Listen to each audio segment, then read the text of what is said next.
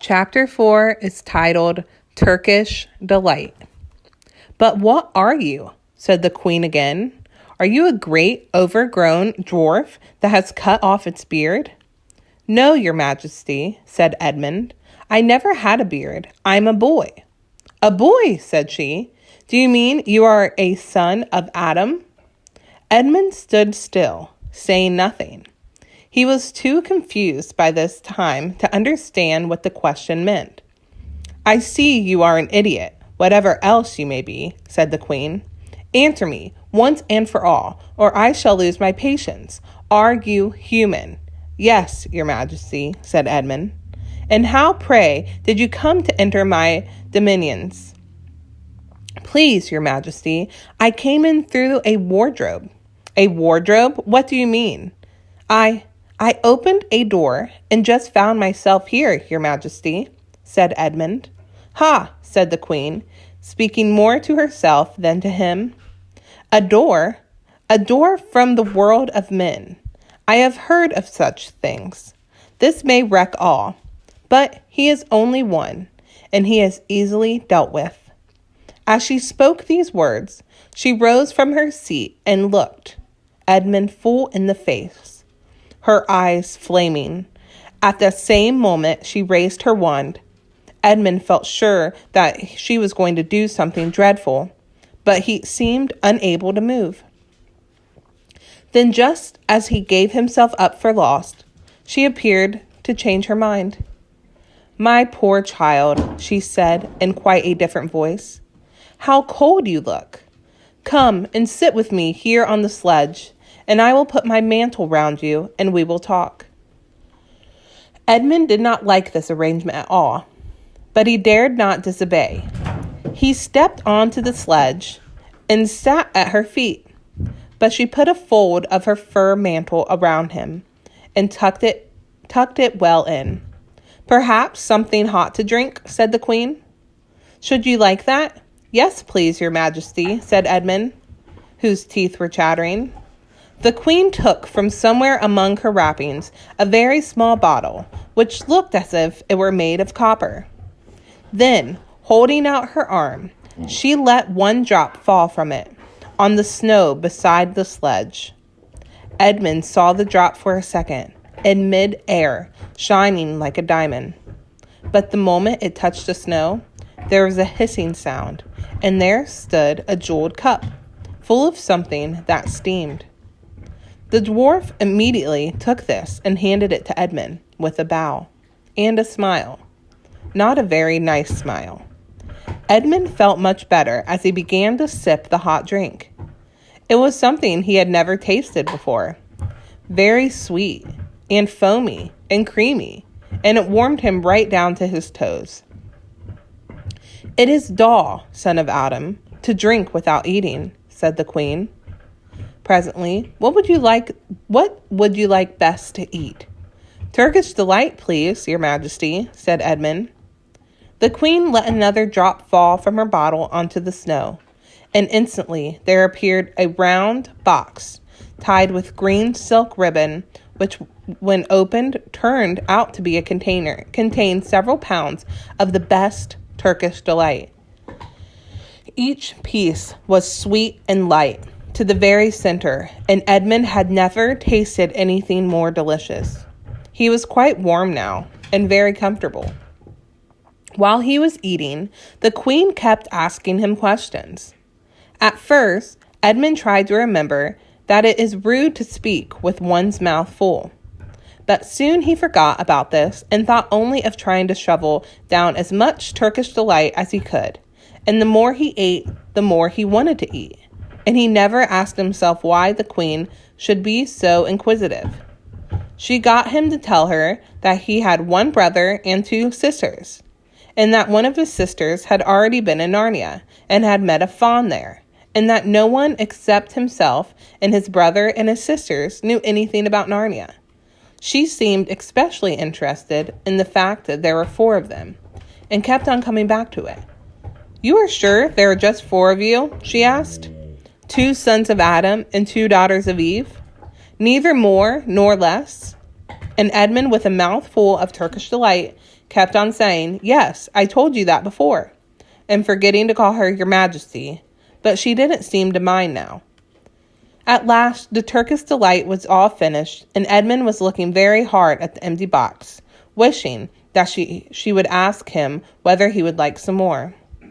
Probably the Queen knew quite well what he was thinking, for she knew, though Edmund did not, that this was enchanted Turkish delight, and that anyone who had once tasted it would want more and more of it, and would, even if they were allowed, go on eating it till it killed themselves. But she did not offer him any more. Instead, she said to him, "Son of Adam, I should so much like to see your brother and your 2 sisters. Will you bring them to see me?" "I'll try," said Edmund, still looking at the empty box. "Because if you did come again, bringing them with you, of course, I'd be able to give you some more Turkish delight. I can't do it now. The magic will only work once. In my own house, it would be another matter." "Why can't we go to your house now?" said Edmund. And when he had first got on the sledge, he had been afraid that she might drive away with him to some unknown place, from which he would not be able to get back. But he had forgotten about that fear now. "It is a lovely place, my house," said the Queen. "I am sure you would like it. There are whole rooms full of Turkish delight. And what's more, I have no children of my own. I want a nice boy whom I could bring up as prince, and who would be king of Narnia when I am gone. While he was a prince, he would wear a gold crown and eat Turkish delight all day long. And you're much the cleverest and handsomest young man I've ever met. I think I would like to make you the prince someday, when you bring the others to visit me." "Why not now?" said Edmund. His face had become very red, and his mouth and fingers were sticky. He did not look either clever or handsome, whatever the Queen might say.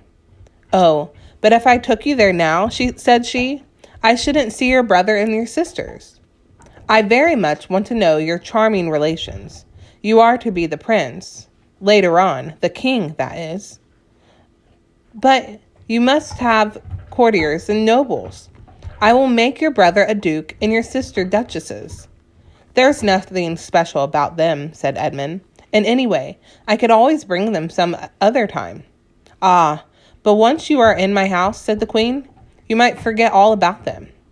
You would be enjoying yourself so much that you wouldn't want the bother of going to fetch them. No, you must go back to your own country now, and come to me another day with them. You understand? It is no good coming without them." "But I don't even know the way back to my own country," pleaded Edmund. "That's easy," answered the Queen. "Do you see that lamp?" She pointed with her wand, and Edmund turned around and saw the same lamppost under which Lucy had met the fawn. "Straight on beyond that is the way to the world of men. And now, look the other way. Here," she pointed in the opposite direction, "and tell me if you can see 2 little hills rising above the trees." "I think I can," said Edmund. "Well, my house is between those 2 hills. So next time you come, you have only to find the lamppost and look for those 2 hills and walk through the wood till you reach my house. But remember, you must bring the others with you. I might have to be very angry with you if you come alone." "I'll do my best," said Edmund. "And by the way," said the Queen, "you needn't tell them about me. It would be fun to keep it a secret between us 2, wouldn't it? Make it a surprise for them. Just bring them along to the 2 hills. A clever boy like you will easily think of some excuse for doing that. And when you come to my house, you could just say, 'Let's see who lives here,' or something like that. I am sure that would be best. If your sister has met one fawns, she may have heard strange stories about me, nasty stories that might make her afraid to come to me. Fawns will say anything, you know. And now—" "Please, please," said Edmund suddenly, "please, couldn't I have just one piece of Turkish delight to eat on the way home?" "No, no," said the Queen with a laugh. "You must wait till next time." While she spoke, she signaled to the dwarf to drive on. But as the sledge swept away out of sight, the Queen waved to Edmund, calling out, next time, don't forget, come soon." Edmund was still staring at the sledge when he heard someone calling his own name, and looking round he saw Lucy coming towards him from another part of the wood. "Oh, Edmund," she cried, "so you've gotten too. Isn't it wonderful? And now—" "All right," said Edmund. "I see you are right. It is a magic wardrobe after all, I'll say. I'm sorry, if you like. But where on earth have you been all this time? I've been looking for you everywhere." "If I'd known you'd got in, I'd wait for you," said Lucy. He was too happy and excited to notice how snappishly Edmund spoke, or how flushed and strange his face was. "I've been having lunch with dear Mr. Tumnus, the fawn. He's very well, and the White Witch has done nothing to him for letting me go. So he thinks she can't have found out, and perhaps everything is going to be all right after all." "The White Witch?" said Edmund. "Who's she?" "She is a perfectly terrible person," said Lucy. "She calls herself the Queen of Narnia, though she has no right to be the queen at all. And all the fauns and dryads and naiads and dwarfs and animals, at least all the good ones, simply hate her. And she can turn people into stone and do all kinds of horrible things.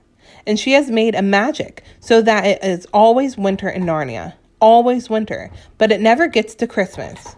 And she drives about on a sledge, drawn by reindeer, with her wand in her hand and a crown on her head." Edmund was already feeling uncomfortable from having eaten too many sweets, and when he heard that the lady he had made friends with was a dangerous witch, he felt even more uncomfortable. But he still wanted to taste that Turkish delight again, more than he wanted anything else. "Who told you all that stuff about the White Witch?" he asked. "Mr. Tumnus the fawn," said Lucy. "You can't always believe what fawns say," said Edmund, trying to sound as if he knew far more than Lucy. "Who said so?" asked Lucy. "Everyone knows it," said Edmund. "Ask anybody you like. But it's pretty poor sport standing here in the snow. Let's go home." "Yes, let's," said Lucy. "Oh, Edmund, I'm glad you've gotten too. The others will have to believe in Narnia now that the both of us have been here. What fun it will be." But Edmund secretly thought it would not be as good fun for him as for her. He would have to admit that Lucy had been right before all the others, and he felt sure the others would be on the side of the fawns and the animals. But he was already more than half on the side of the witch. He did not know what he would say or how he would keep his secret once they were all talking about Narnia. By this time, they had walked a good way.